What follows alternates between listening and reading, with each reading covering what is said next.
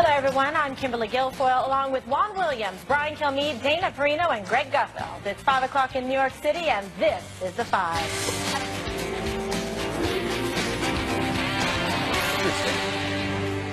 Yet another storm in Washington over one of President Trump's nominees, this time Gina Haspel under the microscope ahead of her confirmation hearing on Wednesday. The CIA director nominee appeared on the Hill today to meet with senators in advance of the hearing. Administration sources confirm Haspel was willing to withdraw for consideration over the controversy about her role in the CIA's controversial interrogation program.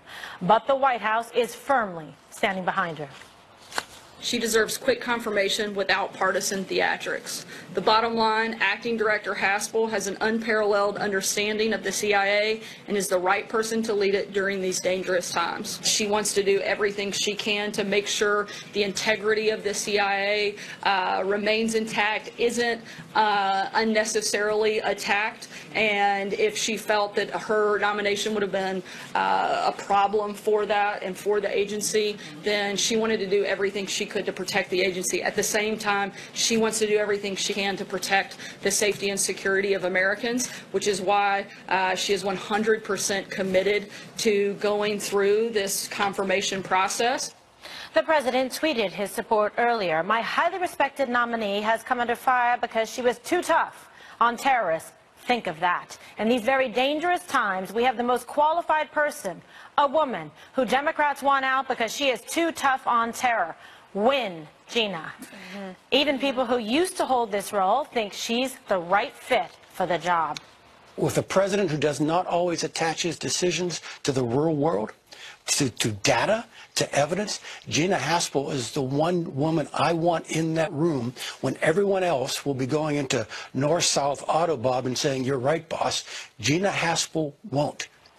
All right, Hayden coming out in strong support of President Trump's CIA nominee, Gina Haspel, saying, in fact, this is the exact person you want in the room and making the decisions in these tough times dealing with terror. Yeah, I would call that a backhanded compliment. I mean, it was like, we need to have her because the president's crazy, is basically what he just said. But I always wonder, what do the Democrats want in a position like this? Do they want, they never want an adult. Who do they want? Do they want Dr. Phil? Apparently, they don't think a woman can do the job. They can do that to Republicans. Republicans can do that back. But this is, and we always know this is the case, this is a byproduct of team sport politics. The other team cannot make it easy for your nominations to get through. It has nothing to do with qualifications, expertise, or talent. They just got to do it because you're not on the same team. But the other thing, and the long-term consequences of stuff like this, you will be punished in the future for the brave choices you make in the past. So how will that influence present-day patriots when they have to deal with really, really tough choices in terms of people being threatened, or there could be an impending attack, and you have to decide, well, am I going to sacrifice my future and make a decision that could be looked upon later as illegal, or do I just not do that and just make the world less safe now? That's the thing that scares me. It's so true, Dan. So what are they expecting, the Democrats? We're going to make a choice that perhaps they think is okay because somebody who's put in charge of terrorism and making sure that we keep America safe, she's too tough on terrorists, on Al-Qaeda and all of the rest? I think that the president has his finger on the pulse of where the American public is on this from the standpoint of being tough on terror. We've proven that again and again. But also, remember, John Brennan, who was a superior to Gina Haspel, was confirmed to be CIA director, and he did not go through this kind of scrutiny. And so the fact that she is under President Trump does leave a lot of room for question in terms of the strategy politically. Just a moment to talk about her. After 9/11, she was one of the men and women that were asked to do really tough things. She wasn't the lawyer, okay? She was the intelligence operator, and the lawyers at the Justice Department deliberate over all of this, and they say, here's where the law is. I can't think of a better way to empower terrorists than to take our men and women in intelligence and what Greg was saying, basically make them second guess themselves when they're like, oh, should I, can I, would I, oh. They had the legal clearance. They did really tough things.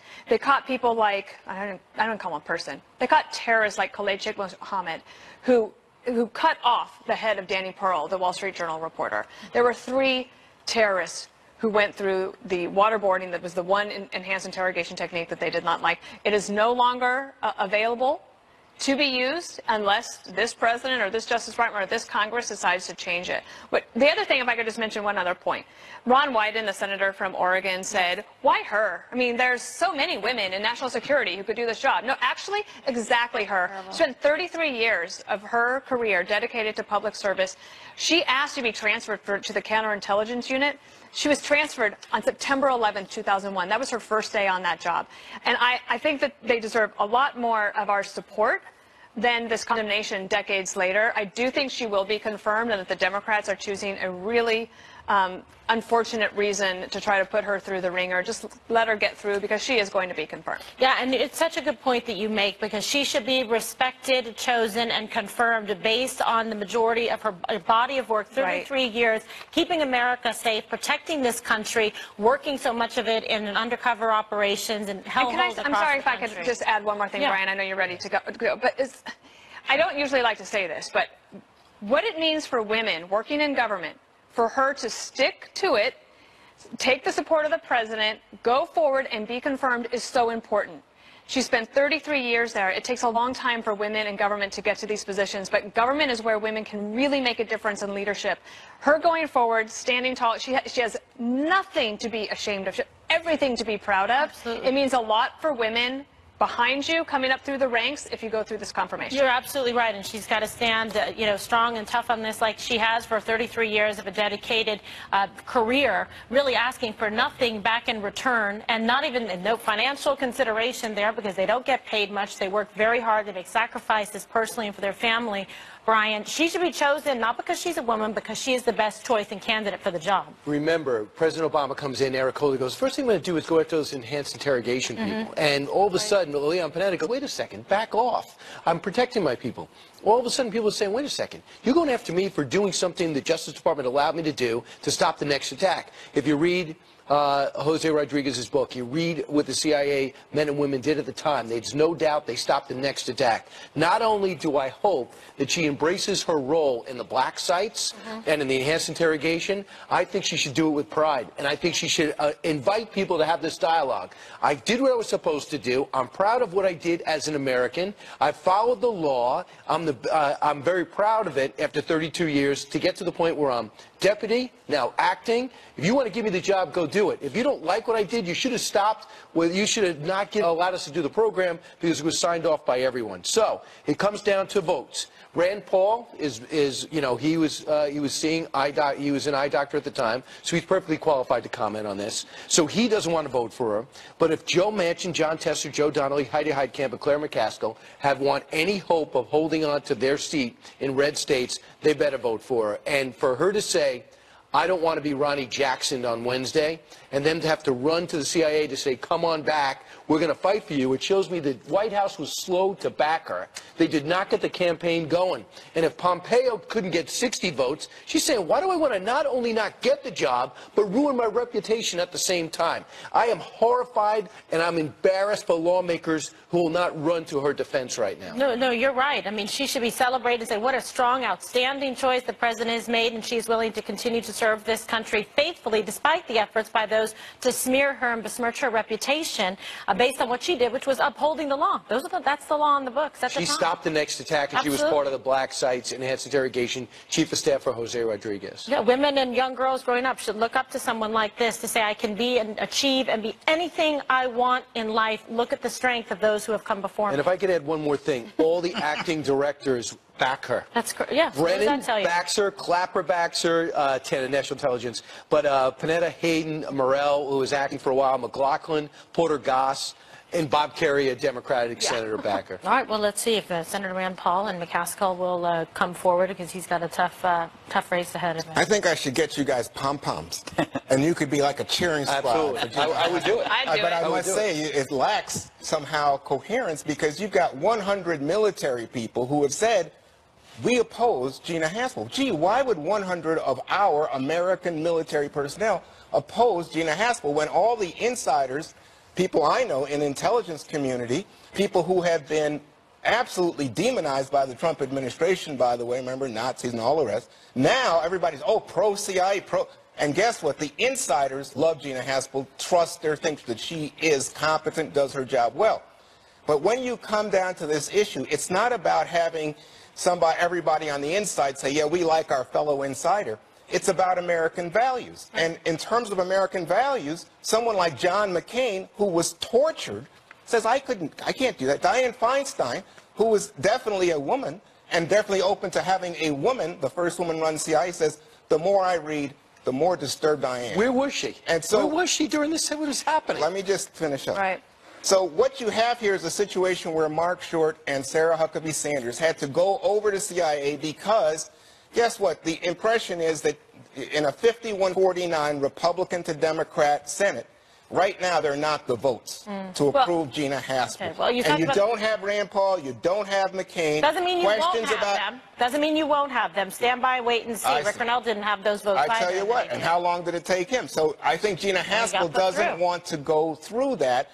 The question is right now whether or not she can say, listen, that's in the past, because arguably she's the perfect person to say, you know what, that was a mistake. I have been through it, and let's move on. I think wouldn't that's call it a the strong mistake. Absolutely not. Well, She you didn't have to say- but she didn't Juan's have to right. say There's a anything. tactic out there. There's Yeah. people who support her who want her to say what Juan said. No. And I think wouldn't. it'd be a big mistake. I but- don't think she should not back down. Unless she did it and knows then that she didn't winked. do anything wrong. Yes, it was a mistake Fine. to You have these waterboard. 100 people. They could be people that are trying to support someone else and not supporting her for other different political, ideological, selfish. I think you're missing the jealous- whole ball I don't on this. think I am. This is about American values. And you know what? Right. We don't torture people. We don't think that's good. Enhanced interrogation, All right, it all feels signed differently. off on, work with the Legal. psychologist. Legal. This is what you should think about. Is it one of your friends that had a choice to jump out of a 67th floor building or burn alive? If you want to stop the next Yeah. attack from happening, that's what she had to deal with, and she was one of the people that made it work. She should get a medal and the position. That's why we were able to sleep peacefully at night. She was the one that wasn't being faint of heart. It was making decisions and participating for 33 long years, helping keep us all safe. And that she should be commended. She should not be smeared. Obviously, 9/11 happened, so I don't know about us all being safe. But here's the thing. It's not only the fact that she But was let in it happen again. Thailand when one person was being tortured. It's also the destruction of the tapes. And I think that's what Senator Feinstein is saying. Hey, you know what? You can say, the lawyer said go right at you.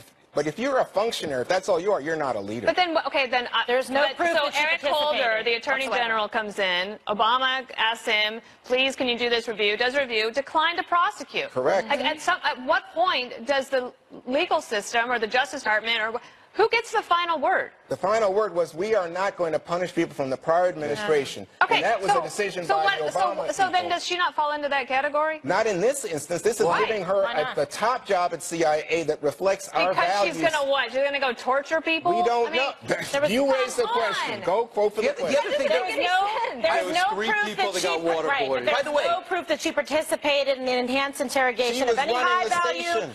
detainee at all whatsoever. No proof of that. But Kimberly, I think she Okay? was there. She was- I don't she think was she was doing it. And I She's think- running the station. This is funny. Because of her, she stopped myriad of attacks. Khalid Sheikh Mohammed said it Right. himself. Put the time in to do the research for the people that do it. They're the ones who said this stopped, and that sent a message. Do you know what? Right. You know what? She did not personally participate present at She that ran location. the Greg. Thailand I'm station. getting Greg in. No, my point is the escape hatch in this argument is always it does not reflect our values. That is an emotional Yep. feeling. It's not based on any facts. Moral The sensitive. facts are our values survive because of our willingness to try and prevent the evil actions of people who want to destroy the world. That reflects our values. To say, oh, this is beneath us. Please, we fought wars. We did bad things in wars to preserve our freedoms. Our values are that the willingness to protect this country. Yeah, we have a large military, and we do it, but we don't And part torture of that- people. Okay, If part this of is- It's enhanced Fair interrogation. interrogation. It's called It was torture, not right? no, I'm sure if your you family gotta was in follow the law danger, on this. you would feel But differently. Guys, you got to follow the law on this. This was legal. This was vetted. This was something that was approved. That was Yes. on the books. She did not commit any crime. She did not engage in any kind of misconduct whatsoever. She followed the law. Would President Trump plead the fifth in the Russia investigation? His new lawyer isn't ruling it out. That's next. Stay with us. Ask me, someone help me. It's not healthy for me to feel this way. Oh, you are making this hard.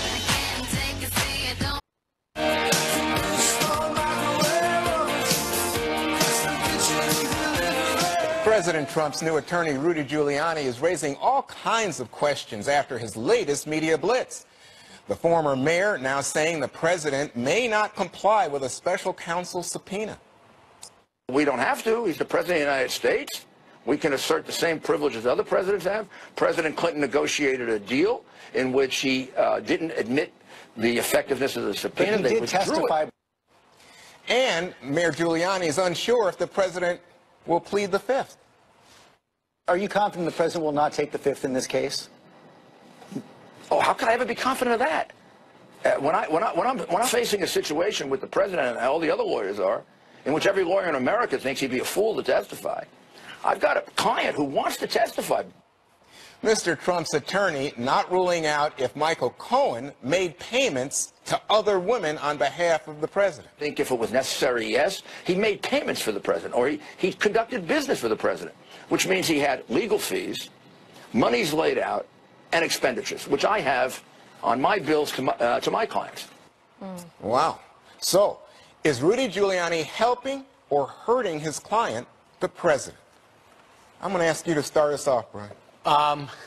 Couple of things. I think that the tone that he's setting is exactly what the president wants. He's aggressive. Enough of sitting on my hands. Oh, you want a million pieces of paper? You can have it. You want anything else? I hope you don't call me for a meeting. Oh, you're interviewing my friends? You're hassling my family? It's okay. Those days are over. What Rudy Giuliani has to do is inform people about what he's doing. He's got to understand it's a legal team. And even if he has the best or worst plan, everyone needs to know. The communications department didn't know what he was doing, and the rest of the legal team didn't know what he was doing, and it's totally dispirited the White House in particular. I think President Trump and Rudy Giuliani knew what they were doing. I don't think he was that surprised. I talked to him for a half hour on radio, half hour on Fox and Friends, about 20 minutes on the phone the day before. There was no panic. There was no oops. There was no what have I done here. He felt as though he was on path. What he has to do now is come back and say, we got to speak with one voice. In one way, I think he set the tone, which is a positive. In another way, he set him back on the Stormy Daniels situation. So, Dana, I think a lot of people were struck by some of the things that Brian just said, which is that folks at the White House were like, we didn't know this was coming. We didn't know this was going on. They're all kinds of in shock at this. And in addition to which, the suggestion that there may be more payments came as an absolute unsettling factor. I don't know. I mean, there is a school of thought amongst some people that it's better for the press secretary or the people doing communications for them not to know certain things because it protects them from something. I've never subscribed to that theory, but I know that it exists, and it'll turn out however it turns out. The only thing I'm focused on is something that I asked John Yoo, who's the legal scholar. He's at Berkeley. Very accomplished lawyer, and he knows a lot about the executive, the branches of government and how they have to interact. And I said, what is the settled law of whether a president can ignore a subpoena from the judicial branch? And he said that it's like one of the things that has never been decided by a Supreme Court. So that actually, this could be kind of interesting. It's like a ripe it could be the first time that it's actually decided. Yeah, I think the court said that you have to give them the documents. So the question is about the testimony. And by the way, Kimberly, you hear the president say, you know, Rudy's new to this. He'll get his facts straight, which is like, well, is Rudy on the page or not on the page? Rudy's on the page. That's actually a vote of confidence from the president saying, yes, they're very close. He relies on his counsel. And he's saying, look, we've come onto the case very quickly here. He's catching up, getting up to speed on everything. So now he's going through it. His goal is to protect the president, protect the family. He's trying to be forthright and transparent and answer the questions. He's not ruling anything out or in. And that's how it should be. A smart lawyer doesn't, close doors. You have to make sure and say, okay, this is what we're looking at. We're going to evaluate it, make case-by-case determination and basis here. And in terms of whether or not the president would have to, testify or would he take the Fifth, et cetera, there's some other legal hurdles and challenges here. And you've had some key rulings as of late that have actually benefited the president, where you've seen the federal judges kind of put a stop to some of the nonsense, saying this is too wide in scope. We want to see the memo, the scope memo, to make sure you can't just engage in a fishing expedition and try to reel in the president of the United States, his family members, and anyone else that he might, have communicated or have knowledge of this. So I think that there's going to be some legal hurdles for Mueller, not to mention how many people that he might have coming forward with the testimony. They're going to be impeached or have no credibility whatsoever, like, in terms of the Mueller investigation. So I think that's going to be important, too. Who's going to be left to testify that hasn't been inconsistent statements or resigned from the FBI or written a book? Good luck. So, Greg, the two people left out of this. One is apparently Jared is disposable, but Ivanka is off limits. Don't go after Ivanka. And then Michael Cohen, he says yesterday, Michael Cohen may be cooperating with Mueller. I watched a lot of the coverage when I'm at the gym, not by choice. And what I've realized about this story and why I hate it so much, and I know most of America hates it, it is now lawyers interviewing lawyers about what a lawyer said. And what are the legal ramifications of what they said? We're not sure, so let's get a panel in to talk about it. This story is bordering on the tulip craze. It's self-fueled hysteria generated by those in the media who feed off it inside their bubble, and they don't care that outside the bubble, America really doesn't give a damn. We don't care. This is how it starts. They wake up in the morning, the TV executives, should we do Stormy or should we do Mueller? Let's do Stormy. Okay, somebody said something about Stormy. Okay, let's get a panel in to talk about Stormy. All right, now let's get the legal panel to parse the words of the person who just talked about Stormy. Then we'll get the next panel in for the political ramifications. And while this is all going on, someone else will then start the process over again by saying something about Mueller. So then you could switch from Stormy to Mueller. Meanwhile, Trump's numbers continue to go up. America gets incredibly fed up and burned out by this. And I'm telling you, there's going to be a rebound to this that is going to help Trump, because people are tired of hearing about lawyers and experts talk about subpoenas and explaining and summarizing facts that we really don't give a flying crap about. Well, you tell you what, those two judges who made those comments, who I thoroughly understood without a legal degree, who came out and said, you don't want Paul Manafort, you want Trump. And the other one says, you had an indictment, and why don't you just produce the evidence for this indictment? I'm not giving you any more time. The IG report's going to be very revealing. All right. I still don't care.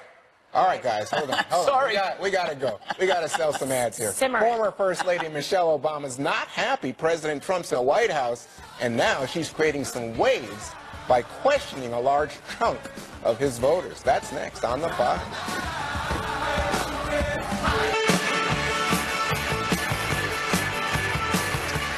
In the latest installment of What Happened in an Election that occurred a year and a half ago, Michelle Obama was asked how Trump won, and she laid the blame on Hillary. Just kidding, she blamed sexism from women against women. In light of this last election, I'm concerned about us as women and how we think. If we're not comfortable with the notion that a woman could be our president compared to what? You know, we have to have that conversation with ourselves as women. Maybe so, but her analysis seems a symptom of a greater problem that contributed to her party's loss. It goes back to seeing the group and not the person. I call it IPB, identity politics blindness. They lost not because Hillary was a woman. They lost because all they saw was a woman. Meanwhile, Trump took nothing for granted. Fact is, many voters would have happily voted for a woman. Just not that one. Because unlike Trump, she didn't speak to their concerns. She only spoke of her entitlement. She just assumed that she had the vote. And just assuming a woman must vote for a woman seems pretty insulting from a man. Humans are more complex, surprising, and interesting than liberals give them credit for. But more than anything, Trump's election is a lesson in effort. At least he showed up. He fought. Hillary didn't. If Democrats learn from that, then they can win. But if they continue to dwell in this narrow-minded, intolerant universe where all people sit in their own identity buckets, where their behavior is fixed forever by sex or race, they will lose. And then what group will they blame next? What do you think, Kimberly? Do you think that Michelle Obama would feel differently if she were a left-wing woman? It's not really about gender. No, I don't think it's really about gender. I think you hit the nail on the head when you said it's about the candidate. It's about people making a choice based on the qualifications, the merit of the candidacy, and what you saw during this past election, that people related. The working men and women across the country felt that this was a movement they wanted to be part of the Trump campaign and movement across the country to let the blue-collar workers, families, middle class not be left behind. Now, if a fantastic female candidate who went out there and campaigned and hit all the spots you were supposed to, actually spoke to the people in that way, I 100% believe they could prevail. Perhaps someday Michelle Obama will run for office. I think she would do quite well. Or if Oprah Winfrey ran for office, she would probably do quite well. So it really is just like a measure of what you have to offer, what's going on in the country at the time, how you speak to the issues. And Hillary has given quite a few excuses as to why she did not prevail in the campaign. And one of the latest that we discussed on this show was she said that she felt that people thought she was a capitalist, they didn't relate to her. Well, perhaps that's the case. She did not make the case to the everyday man and woman effectively or persuasively enough to get them to choose her. Dana, thoughts as a woman, not as a human being, but as a woman, because all we see are... Let me out of my bucket. Yes. You can't see out of it. I think that there's an interesting debate about demographics going on right now on Twitter. But basically saying that, you know, for a long time, demographers have been saying, look, the country is changing, and the Democrats are going to run away with this if the Republicans don't figure this out. And it's been going on for like 26 years, and it hasn't happened. Maybe it will happen in the future. But at the same time, the sand is shifting beneath the Democrats' feet. And there is a new coalition that was built in 2016. And I don't see what the Democrats are doing to try to win back the blue-collar workers. We have a segment coming up in the E-Block talking about economics, which is something really that is quite remarkable what the left is coming up with when it comes to talking about capitalism or not. But the other thing is, I would say the Republicans are probably not doing enough yet to figure out how to keep that coalition in their corner. Yeah, Juan, we always get into this little tiff. I say humans are more complex and interesting than identity politics would supply. And you say, but we do the same thing, or the Republicans do the same thing. Oh, I think we're in an era of white identity politics as represented by President Trump that we've never seen like in this country. But anyway, I want to come to this point that I think that what Michelle Obama said really appeals to the basis of your argument, Greg, because she said this was about credentials, that, you know, clearly we had the better credential experience in terms of preparing to be president candidate, and look what you guys elected. You guys someone who has no experience, who's chaotic, impulsive, and all the rest. So, and remember, you got 52% of white women who voted for Trump, and she's saying, why is that? And previously, you know, Mrs. Obama has said, you know, you can't wait for the next person to save you. You got to do it yourself. And women who are voting against women because they're a woman or don't trust a woman, there's something negative in there. You guys are making this way too complex.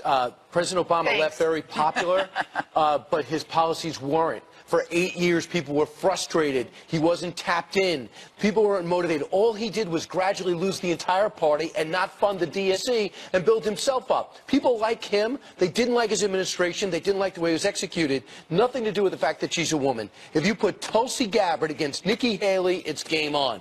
It's someone who's a veteran that understands people, that has a lot to offer, be something totally different. She did not lose because she was a woman. She didn't get a vote because she was a woman. By the end of it was two candidates, and they took the person that they thought would be the most dramatically different from President Obama, and they got it. You're absolutely right. And that's a good head-to-head that you just brought up, by the way. That's going to be the future. Can we save this show? Yes. We tape it on VHS? No. Any show you're on, we burn. That hurts my feelings. It's by law. It's in our law. It's in our bylaws. Yeah, the Justice Department approved it. In that case, you got a bonfire because it's on a lot of shows. I know. 5 bylaws.